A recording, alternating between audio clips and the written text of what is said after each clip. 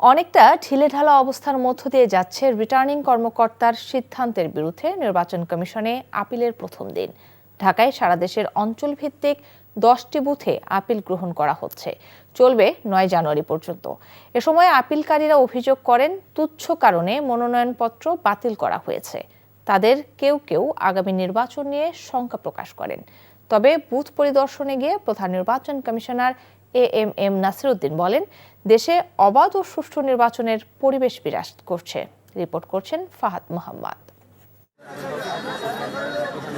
মনোনয়ন যাচাই বাছাই শেষে সারা দেশের 2,500-এর বেশি মনোনয়নপত্রের মধ্যে 723 প্রার্থীর মনোনয়নপত্র বাতিল করে দেন নির্বাচন কমিশনের রিটার্নিং কর্মকর্তারা।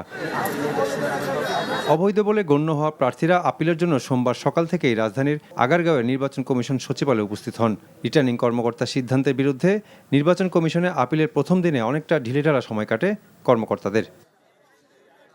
আপিলকারীদের অভিযোগ, নগণ্য কারণে বৈধতা বাতিল করা হয়েছে। নির্বাচন নিয়ে শঙ্কা প্রকাশ করার পাশাপাশি নিজেদের নিরাপত্তাহীনতার কথা তুলে ধরেন মনোনয়ন প্রত্যাশীরা। তো মৃত ভোটারের ক্ষেত্রে আমরা যে সিডিতে নিয়েছি, সেই সিডি নির্বাচন কমিশন থেকে আমরা যে টাকা দিয়ে কিনে সিডি, সেখানে মৃত লেখা ছিল না। এখানে আমি আপিল করতে আসছি। আমার একটু পেপারস এটা কম ওইখানে দেওয়া ছিল, এটা গ্যাস সংক্রান্ত ব্যাপার। তা আমি আজকে এটা জমা দিলাম। যারা স্বাক্ষর করেছে তারা তো সঠিক আছে জায়গা মতো, তো সেই জন্য আমার দুইজনকে ওনারা দেখেছে যে তাদেরকে খুঁজে পাওয়া যায় নাই, মোবাইল নাম্বার নাই। এটা আমাদের জন্য একটা হয়রানিমূলক, কেননা এখন আমাদের অনেক দিন এটা নিয়ে অপেক্ষা করতে হবে। অঞ্চলভিত্তিক 10টি বুথে চলে আপিল গ্রহণ। বুথ পরিদর্শনে আসেন প্রধান নির্বাচন কমিশনার। দাবি করেন অবাধ ও সুষ্ঠু নির্বাচনী পরিবেশের। এখন ধরেন যখন নমিনেশন ফাইল করে অনেক লোক হাজির হবে,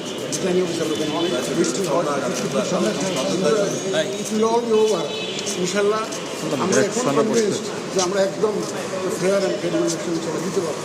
এরপর বুথ পর্যবেক্ষণে আসেন ইসি সচিব। বলেন, দ্বৈত নাগরিকত্বের বিষয়ে যাচাই বাছাই চলছে।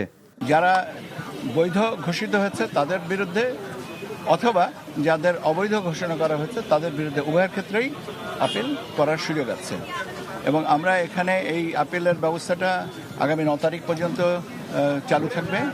10 তারিখ থেকে 18 তারিখ পর্যন্ত আমরা কমিশনে শুনানির ব্যবস্থা করব। আমাদের অডিটোরিয়ামে শুনানির ব্যবস্থাটা হবে। 10 থেকে 18 জানুয়ারির মধ্যে আপিল শুনানি ও নিষ্পত্তি হবে। 20 জানুয়ারি প্রার্থিতা প্রত্যাহার করতে পারবেন প্রার্থীরা। এরপর 21 জানুয়ারি চূড়ান্ত প্রার্থী তালিকা প্রকাশ ও প্রতীক বরাদ্দ করা হবে। Fahad Mohammad, NTV news, Dhaka.